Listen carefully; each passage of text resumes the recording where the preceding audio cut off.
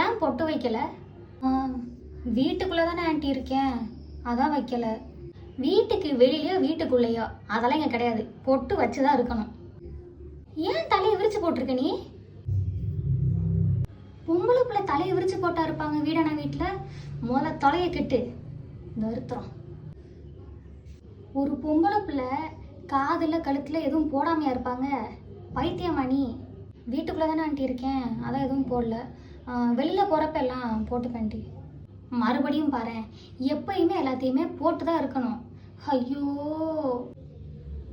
ஏய், ஏன் இவ்வளோ குட்டி ட்ரௌசர்லாம் போட்டு சுற்றிட்டு இருக்கிற நீ?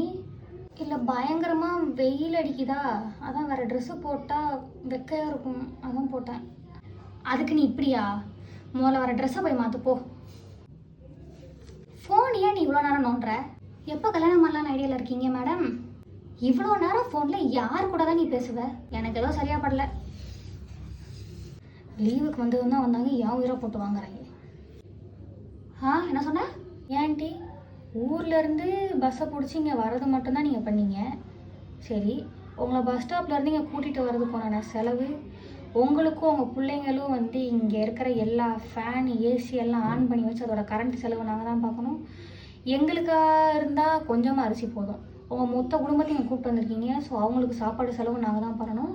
அது இல்லாமல் நீங்கள் வெளியில் போகிறதா இருந்தாலும் சுற்றி காட்டுற செலவு, அதுக்குண்டான செலவு எங்களோட தான். திருப்பி நீங்கள் இங்கேருந்து நீங்கள் ஊருக்கு போனாலும் உங்களுக்கு பஸ் டிக்கெட் போட்டு நாங்கள் தான் அனுப்ப போகிறோம்.